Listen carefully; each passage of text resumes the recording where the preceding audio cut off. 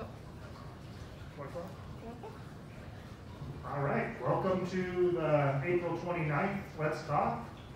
And today we're going to start off with thanking all those who have COVID hops. And Mrs. Lindstrom's the latest addition to our group. That looks fantastic. Took a couple of different colors of dye to make that happen, but thank you for joining in. Yeah, I was at the beauty shop all morning long. Just waiting to get in? Yeah. Yeah. Did you see Mr. Rosen's? No, I haven't, but I saw Matt today. Yeah, Matt's is looking good. Mr. Rosen's is pretty nice. I'm still a little jealous of Garth's. Mine and Todd are a little thin in spots, and Garth's pretty thick all the way through. Well, I figured that we're probably working up to, Todd has got blue, and Matt has got red. Yep. So you're set for white. It's pretty close now. Yeah, yeah. There's a lot of white in there. So I think if we put us up there, we'll be representing the colors pretty good. Yep. And then, So how many people have actually done a mohawk? So far here, there's 6. Megan's on the list. We have a list over there. Desiree, our director of nursing, she's in at 10. Debbie Lane's talking about doing it. Megan's on the list, but I think she's at 100. I think that's where she is. But she might come down, maybe to like 11. 1,000 pounds. 1,000? Oh, 1,000. 1,000. So how long is this gonna last? I mean, when the pandemic is over, are we done with the mohawks, or is that list gonna run until we get to 1,000? Well, the reality is, I've pretty much always, or at least the last 5 or 6 years, had at least a half a mohawk, so I'm not opposed to keeping it for a little while. I'm waiting to see a mohawk on the beard. Yeah, well, you can't see the beard as long as I have to wear this mask, so it doesn't matter. Well, maybe a little bit. Yeah, we'll see. I think Mondays are Mohawk Mondays, so if anybody wants to get signed up to get a mohawk, just see Megan on Friday, Saturday, or Sunday, and she'll get you set up for Monday.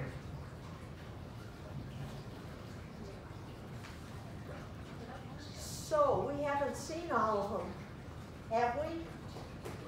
All of the mohawks yet? Yeah.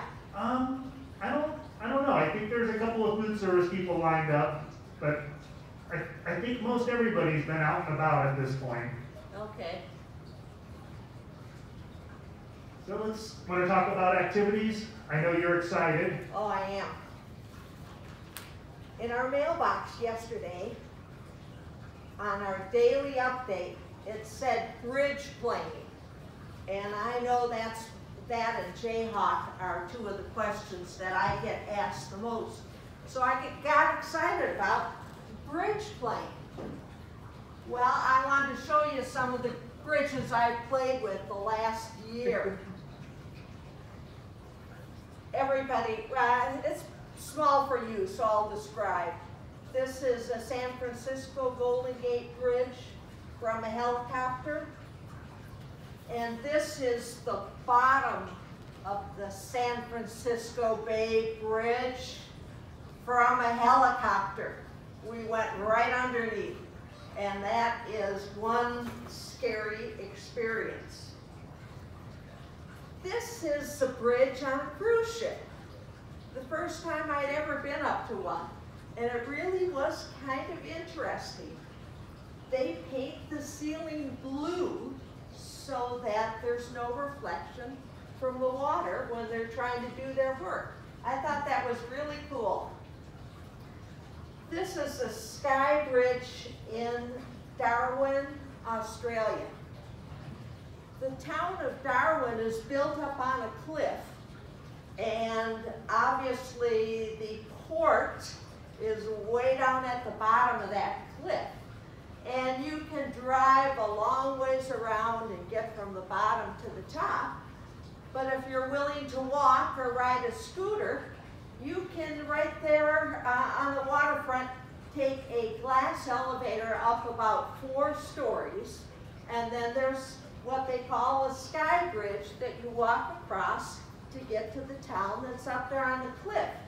And I thought that was really cool. The last one here is in Auckland. And this is a drawbridge for walking, for people who are walking across the harbor. And while we were on the other side, the far side of that drawbridge, all of a sudden it goes up. And it was really cool to see that. I'd never seen it for people before, only buildings. But this is what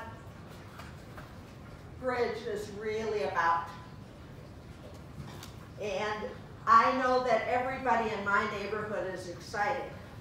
And while there are some guidelines here, it says limit the group to very small numbers. I think that small number is more than 3 and less than 5, right? And trying to keep it to the same group Yeah. day after day. Yep. And wear a mask, wash your hands, and if you have to, I have some gloves you can borrow to play. When the cards, well, I can't do this with the mic in my hand, can I? The shuffler has to wear gloves like this. Not this? Well, there's only one of those. Oh, okay. Okay, what else is going on? I've seen some really cool rock painting scavenger hunts, and I was really excited about this, even if not a lot of people are, but I love collecting rocks. So I don't know that there's any left for people to scavenger hunt, because I think they're all in my office now. I was out last night about 7 o'clock and I saw about 6 or 7 still out there. So unless you were an early bird. I must have missed them. How about hallway bingo? Did that change? It's gonna start next week. Oh, okay. Hallway bingo. What does that mean? We're gonna hide numbers throughout the hallway, and as people go for their walk, they can be able to find them and check them off their sheet. And if they get bingo, they'll get a prize. What do we win? Prize. Kind of prize? Ice cream. Ice cream. From the cafe or from Matt? No, from the cafe. All right, cafe. Oh, there has to be a better prize than ice cream. 2 scoops of ice cream? How about a roll of paper towels? Toilet paper. Toilet paper. We can do that. Ice cream or a roll of toilet paper. That seems like a good price for COVID-19 season. And is this one game that lasts all week, or is it a new game every day? Every day there will be new numbers that go out. Oh, good. That's a lot of walking. Stay indoors and stay hydrated. Spirit days. Spirit days are up. Seeing more people. I think we had a lot of participants from assisted living last week. Yeah. I haven't had one of these twins fingers in about 20 years. My grandparents and dad are from Minnesota, and they were huge twin fans, so growing up we had a lot of these in the house. They weren't real popular at Dodger games, but that's what they gave us. Yeah, well, that's where I got my stuff. At a Dodger game? No. At a Twins game. Oh, okay. I try to make it back there every summer just to go to a game. But now they're in a new stadium, and you can't go early because it's like winter in Minnesota.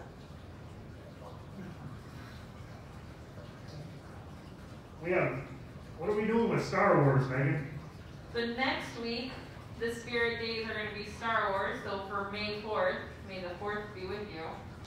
And then Tuesday is Cinco de Mayo, so we're just going to have a Cinco de Mayo day.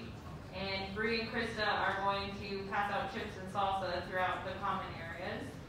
And Friday will be the Westminster Village Pride Day, so you can wear your Olympic shirt. Where can I find a Darth Vader mask? Amazon. And, oh, good. 2-day or 3-day delivery? You're lucky. And then, good news on the library, right? So now library books can be turned back in. Library has a process in place to make sure they're sitting for a little bit before they go back out on the shelves. So bring your books back and get some new ones. I think that's it on the activities, although every time I walk by the activity flyer table, I'm amazed by what creativity shows up next.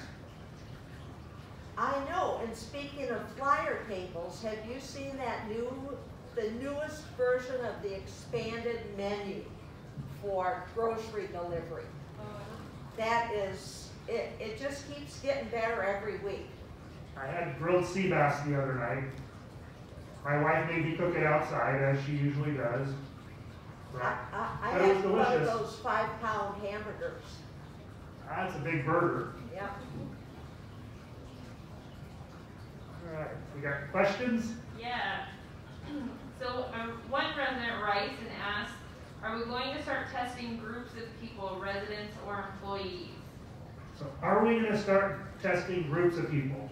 The answer is not today. The testing still isn't available enough, and much of it's not accurate enough to be able to do anything with the information.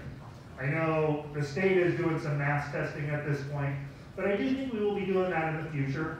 Currently, we do own some of the tests, and we have tested a number of our people. You noticed that probably in the 360 update on Thursdays and even the daily updates on Tuesdays as we put the local and campus statistics. I think we've now tested 17 people on our campus.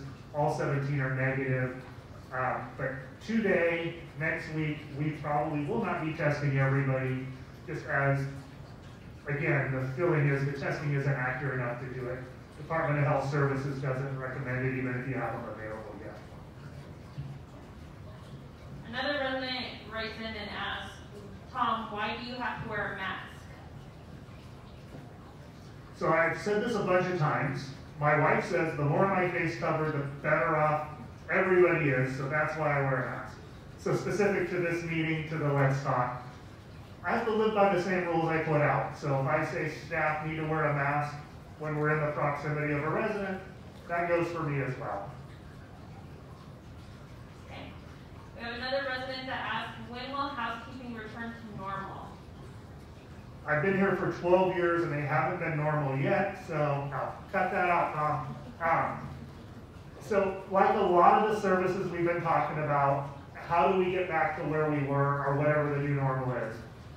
Mike and Nigel are working on that. We're talking about pulling some of the staff members back into the housekeeping department. Some of that's going to depend on what Doug Ducey does with opening up services and the rest of the world. But I foresee sometime in June we'll see housekeeping back to a normal pace like we had prior to COVID-19. It could be a few weeks earlier, but probably no later than the middle of June we'll be back to some sort of normalcy. And we'll still give people the option, if they're not ready to have people in their apartment or for very long, that they can bow out of that. But for the most part, I think people will see that back in the next month. I think that Sochi has been doing a really good job of scheduling. She sets it up and you know exactly when somebody's coming. And it just takes a short conversation to find out what they can do in an hour and you're all set to go. And you know, that has to be a nasty job because people are comparing it to what they used to have 2 hours. And it's just a temporary situation. And we're all in it together. The housekeepers feel the same way. So she's doing a good job from their side too, scheduling stuff up. So if you see her around, or write a pat on the back for her. Okay, the last question, but we've been getting this one a lot, is when will the pool and spa open back up? So that kind of fits into kind of the phases we talked about last week. And the pool and the spa, Jayhawk Lounge, the activities, the restaurants, all of those are closed down because of the executive order. The three of us that are talking today met yesterday, and our incident command group meets daily, and we keep saying, when is the governor going to make an announcement about, is he going to extend the stay-at-home order? Is he going to open it up? Is he going to partially open it up? And the answer is, we don't know yet what he's going to do because he hasn't announced it. He hasn't announced it to people who are providing webinars and phone calls for retirement communities to kind of get an idea. So we don't know when the governor is going to do that. But what we do know is once he opens up swimming pools and spas, we believe we'll have our swimming pool and spa open within 24 hours or so. We'll be able to do that very quickly. So the answer is it depends on when the governor allows us to do that. We also know fairly quickly once he opens up restaurants, depending on how he states that we would open up Jayhawk and do a special dinner, and this room that we've been using as an office will go back to a resident space so that we can space people out and break up the size of the room, but still be able to get people together again like we did what feels like years ago now. So as soon as we hear from the governor, we'll get out a plan to all the residents and the staff of what we're going to do. Again, it'll be a gradual. It doesn't mean everything opens up the next day. But it does mean there are some things where we have very little risk that we can put back in place. And again, those first things are probably Jayhawk Lounge, the pool and the spa, the beauty salon, some of those kinds of things we feel will come back very quickly. Yeah, I'm waiting for that beauty shop to open. I've kind of lost control here. Yeah, well, I don't want to put this to the wrong person, but I think it was Mrs. Bates came to me the day we closed the beauty salon, and she said, Tom, it's about to get ugly in here. Little did she know how ugly it would get in this place. You know, between me and Todd, it's getting there. And Matt. Matt wears it well, though. Todd and I don't know. Yeah, Todd's going to keep this. He's shaking his head over in the corner going, speak for yourself. Any other questions, Megan? No other questions. All right. So that was the fun news. Now for some realistic news, the statistics. Long-term care facilities in Maricopa County. 877 positive cases as of last night. That's 38 more in a day.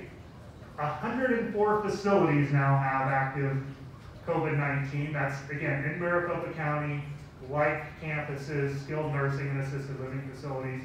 That's 5 more than 24 hours ago. And up to 89 deaths now. That's an additional 5 in the last 24 hours. Again, Westminster Village currently has tested 17 people, that's employees and residents, with 0 positive cases.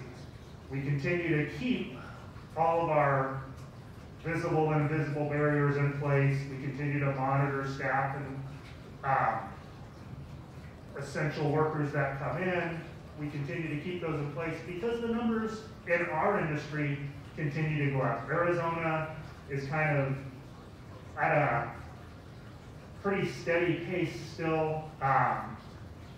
It's still important that we follow our guidelines and keep those protections in place, and that we, again, we're talking about loosening up some of those restrictions as we go, but it's going to be important that we do it in phases so that we don't open up Westminster Village to be one of those 104 facilities. And the residents don't want you to be opening stuff up quickly either.